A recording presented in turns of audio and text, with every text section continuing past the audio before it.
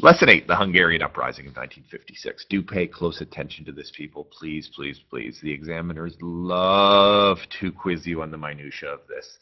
A very important event, albeit somewhat confusing event in 1956. So where does it all begin? What you need to know, obviously, is that Hungary was a Nazi ally, and after World War II, though it had been taken over by the Soviet Union, was jointly occupied by the United States, Great Britain, and the Soviet Union. And something was set up known as the Allied Control Commission for Hungary. In reality, the Allied Control Commission for Hungary was dominated by the Soviet Union, and it was dominated because the Russian army effectively occupied the country, and the army occupying the country gave it quite a lot of say in how things are going to get done. They were able effectively, that is the Russians, to determine post-war events in Hungary. A provisional government is set up, and this provisional government is forced to agree to pay the USSR the equivalent of 300 million American dollars in reparations, or in other words, in payback for the damage done to the Soviet Union by Hungarian troops allied with Nazi Germany in their invasion of Russia from 1941 to 1945. So Hungary finds itself, even though it's ostensibly jointly controlled, basically dominated by the Soviet Union.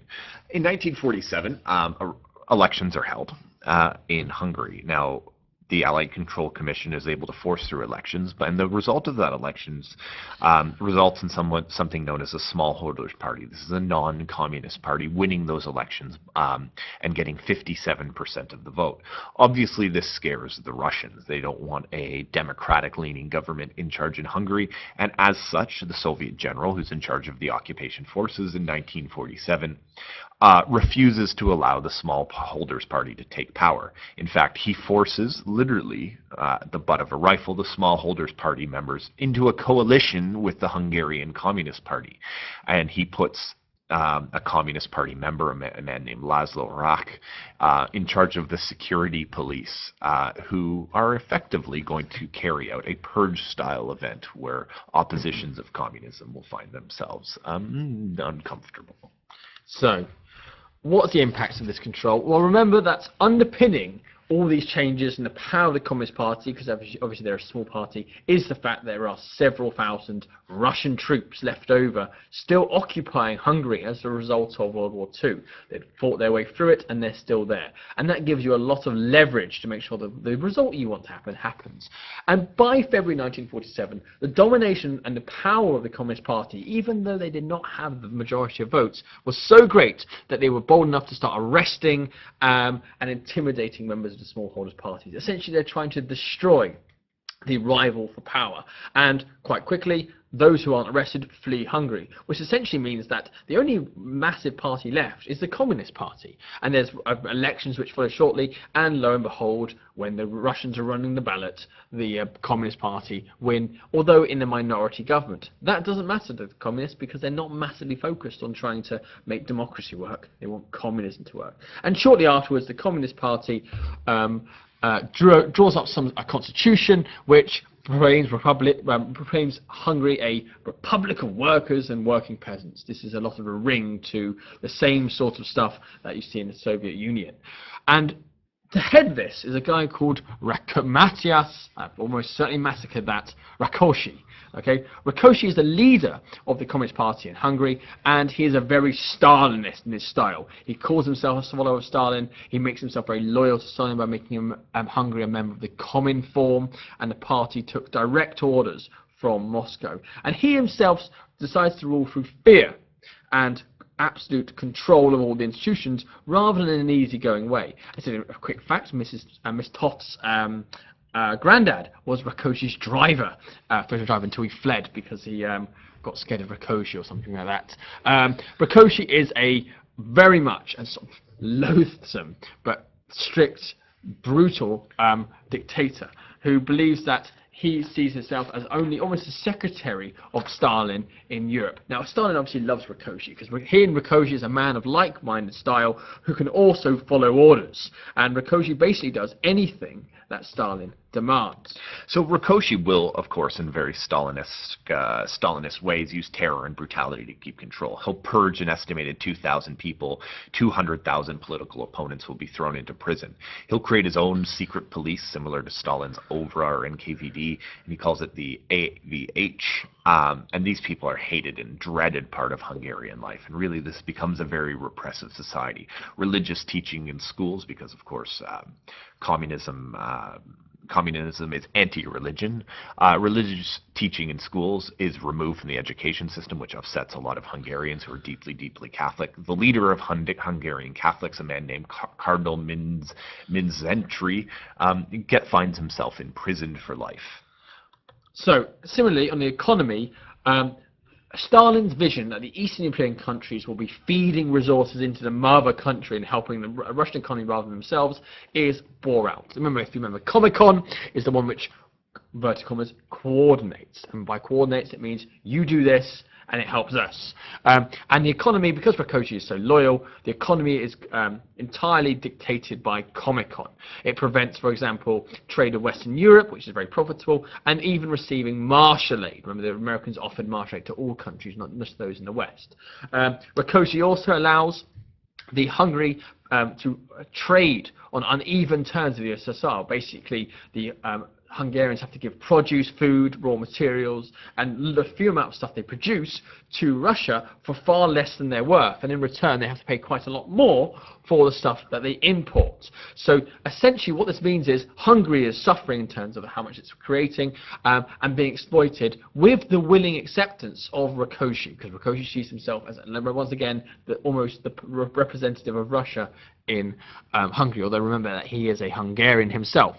He also institutes his own version of the first 5-year plan for Hungary, which is very much, again, being prompted and told by Comecon and Stalin. Now, this focuses on heavy industries such as steel, coal, and iron ore. The problems are in that Hungary does not have its own iron ore production.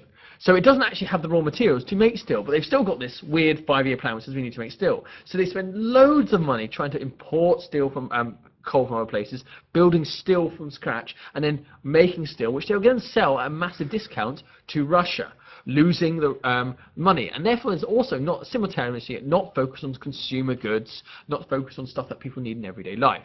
What does this mean?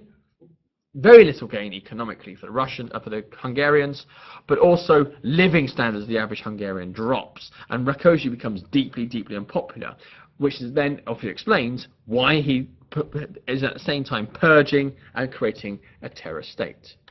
So Stalin dies, as you learned last lesson, in 1953, and between 1953 and 1955, effectively there's a leadership contest, and we know that Khrushchev eventually comes on top.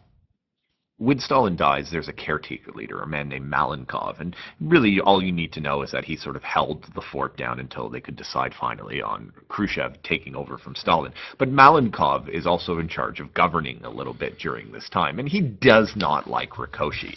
And he'll replace Rákosi with a man named Imre Nagy in March of 1953, almost right after Stalin's death. However, Nagy doesn't necessarily follow the Soviet line, and actually they see it fit the Soviets to replace Nagy with Rákosi again in 1955 under the new and firm leader Nikita Khrushchev, who of course replaces Malenkov. So we see a little bit of a change here. Hungary, and then under Rákosi once more, agrees to join the Warsaw Pact, that military alliance, in May of 1955, drawing it ever closer to the Soviet Union. Hope for change, though, starts to flourish in Hungary. By February 1956, Khrushchev, as mentioned last lesson, will make a secret speech. And in that secret speech, he'll attack Stalin. He'll blame Stalin for much of the problems of the USSR. He'll basically said that, a lot of the issues that Russia and the communist countries are now facing were Stalin's fault. Hungarians reasonably had the belief then that maybe Nikita Khrushchev is a man who they could reason with. They felt that potentially now they had a chance to get rid of their own Stalinist leader, Rákosi. July of 1956, as a result of this, sees Rákosi, a very, very hated man, replaced once again with another man, a man named Erno Gero, and he is actually a close friend of Rákosi. the victims of Rákosi's purges are symbolically reburied by the people, and effectively the Hungarians are hoping to put the terror of the Rákosi years behind them. Between July, August, and into September 1956, unrest starts to break out as a result of Khrushchev's secret speech. Unrest first breaks out in Poland. Poland is a big and important country in the Soviet bloc, and they are able to actually squeeze some reforms and concessions. Sort of the hardline Stalinist approach to control is replaced to a degree in Poland by a more welcoming and open communist government. And it's reasonable that the Hungarians, who have suffered dramatically under Rákosi, with a new leader, would want the same. And this really encourages Hungarians entering the fall of 1956 to start to demand reform in their country, start to demand for a more open style of communism. And the unrest in Hungary is not helped by the fact that the harvest, really necessary for feeding the people through the winter, is very poor in 1956. And fuel, which heats the homes, is also in short supply. So Hungary is seeing what's going on around them. They have hopes fueled by Khrushchev. Rákosi has been replaced. The Poles have seemingly got concessions, and they're facing a winter of hardship. They now have the right to complain and hope and pray for reform. So this comes to a head on the 23rd of October 1956. There's been a series of demonstrations before, but on the 23rd, the students and workers are in Budapest. They're holding a standing demonstration. Their demands were rejected. The demands for reform, demands for getting rid of Gero, demands to have a closer relationship with Western Europe, basically to not necessarily get rid of communism at this point, but the idea of it needs to work for us much better. It can't be the Stalinist style. In response, and actually this wasn't anyone's order, these things tend to escalate. When you give people guns in riot situations, someone will shoot because they panic, and then everyone else will start shooting. And essentially what happens is the police and army there fire into the crowd. In reaction, we see the start of a beginning of more active resistance against the government. Students and workers are not intimidated. They see it as a direct challenge, and there seems to become increasingly murderous and rebellious sentiment amongst these previously peaceful groups. In order to stop any potential rebellion and stop a potential worse issue, what Khrushchev decides to do is put Nagy back into power as prime minister. He thinks, if I put Nagy in power, what will happen is Nagy or Nagy? Nagy is actually that makes sense, but it's fine. There's the facts, and then there's what you want to say, but it's fine. I like Nagy. We're going to go with it. I mean, it's Nagy, but fine.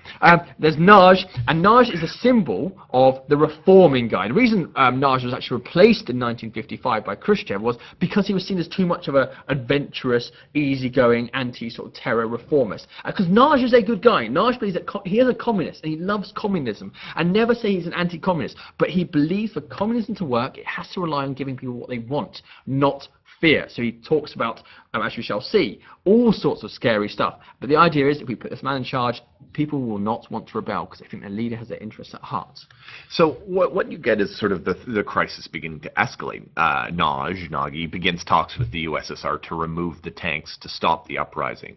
At the same time, interestingly enough, sensing that potentially here in Hungary we have a situation where we could see a key anchor of the Warsaw Pact, a key anchor of the Soviet Eastern Bloc, defect and come back into the capitalist U.S.-controlled Western sphere. The Secretary of State, a man named John Foster Dulles, who's actually Dulles Airport in Washington, D.C. is named after, says to the Hungarians, "Don't worry, if you separate, you can count on us." Hungarians wrongly believe that they had U.S. support at this point against the Soviet Union. President Eisenhower, on the other hand, was a little bit worried. Eisenhower has succeeded Truman, who left in 1953, and he's a little bit wary of starting a war in an election year, and particularly a war over Hungary, a country he doesn't necessarily care that much about. So, in the meantime, Nagy goes along his sort of reformist, more pro-communist, remember, never say he's anti-communist, but new, gentler, softer communist reforms. So, for example, he releases political prisoners, for example, and I'm going to massacre this as well, Menzententri, I've really destroyed that, the Cardinal Man, and a key Catholic, a person who was imprisoned under the harsh reforms of the Rákosi years. I'm sure they remember, from what you said about 4 sides ago. It's fine, don't worry. Continue on, please, Mr. Souter. And the 31st of October, he proposes a series of reforms. For example, he ends censorship, or proposes to end censorship or relax censorship. He starts to even consider whether elections and political parties, considered, not promised yet. And one of them is taking Hungary out of the Warsaw Pact in order so that they can trade and be a neutral middle ground between East and West. This is very, very popular. And as well as this, and quite provocatively, he asked the United Nations to support Hungary. So, this is a dangerous, dangerous precedent, because as soon as one person of the Eastern Bloc is allowed to leave, that might encourage other countries to do the same. And suddenly, overnight, Russia might be without that buffer state, those satellite states, who one by one leave their sphere of influence. Even if they stay communist, they're not going to follow the orders of Moscow. And Khrushchev, as we shall see, has to react very, very strongly to this, because to avoid a breakup of the Warsaw Pact. As well as that, as we mentioned, political parties that were banned were allowed back, and Nagy does form a coalition with the smallholder parties. What Khrushchev fears, he doesn't mind a bit of reform, it's only keeps you quiet. But as we shall see, he fears that what's happening under Nagy is a breakdown of communism in Hungary, and also a dire threat to the solidity and the unity of the Warsaw Pact. So all of this is a direct challenge to the Soviet control of Eastern Europe, and more acutely to Khrushchev, the new leader of the Soviet Union. He needs to be seen as strong. He did not want to be seen as weak by the other members of the Warsaw Pact for fear that they may do the same. Moreover, one of his new allies, Mao Zedong, the Chinese communist leader, is urging him to stand up against any, what he calls, deviation from communism. So forced by the pressure within the Warsaw Pact, and forced by the pressure put on him by other people, and forced by the fact that he needs to show that he is a strong new leader, Khrushchev orders the Soviet army to effectively invade Hungary. 200,000 troops roll into Hungary, 6,000 tanks return to Hungary, and they completely wipe out the demonstrations. The Hungarians fight back meagerly, they use some guerrilla tactics, but they're completely overwhelmed. Many are killed. On the 10th of November, and really 6 days, the Russians have secured the country, locked it down, and they have retaliated for any sort of deviation from the plan, and Nagy will see the effect of this. So by the 10th of November, the sort of guerrilla war, the Hungarian uprising, is over. And what happened? Now, Hungary, of course, doesn't receive the help that the United States Foreign Secretary of State John Foster Dulles had promised. In 1956, at exactly the same time as the Hungarian uprising was happening, a failed British, French, and Israeli invasion of Egypt to prevent the Egyptian General Nasser's nationalization or takeover of the British-owned Suez Canal occupied the U.S. attention. They opposed this, and they wanted to stop this war. It was a real big mess, actually, one of the big foreign affairs mistakes of Anthony Eden, the British Prime Minister, and really led to in a lot of ways, Britain's withdrawal from the world stage for quite a long period of time. But anyways, this invasion goes poorly. The United States occupies all of its energies politically, and to some extent its military focus in trying to prevent a greater war from breaking out in the Middle East. And as a result, Hungary is left to its own devices. Nagy is arrested and replaced by a man named János Kadar. Nagy himself flees to the Yugoslavian embassy during the crisis, but is eventually turned in. He is arrested, flown to Romania, and eventually shot in a dark, dank prison in Romania for going against Khrushchev. So what's the significance of this uprising? Number one, it demonstrated the Soviets' power. The Soviet tanks and army was far too much for the rebels, and they easily destroyed them, with up to 20,000 rebels and civilians killed. Khrushchev, as well as that, was able to keep control of Hungary and keep together the Warsaw Pact, and it sent a very strong message to any further reformist movements in the late 1950s that you don't try and mess with the Warsaw Pact. Had Khrushchev been reasonable about this, and had he let him go off, this would have easily crumbled. So he has kept together this Eastern Bloc units. But at the same time, it shows his hand as someone perhaps who is not as reformist as the West and the East would have hoped. So all of those great hopes of the secret speech are basically dashed by his hard-line, brutal approach to the crushing of the Hungarian uprising. Absolutely right. And so what Khrushchev's reputation, as we mentioned last time, with the death of Stalin as a new era of hope, Khrushchev, by doing this, almost because he has to some extent, to keep everything going, ticking over. Khrushchev is now viewed intensely negatively, and those good feelings, that potential for reconciliation after the death of Stalin, has been cruelly dashed. And now, from now on, America will look at Khrushchev as just another type of Stalin, meaning that their dealings with him will always be a little bit more hostile. Any sort of notion put forward again by Khrushchev that the West and the sort of the Soviet East could live together in peaceful coexistence is proven as a sham. This is going to be a hardline continuation of the Cold War and an increase in tensions from this point on.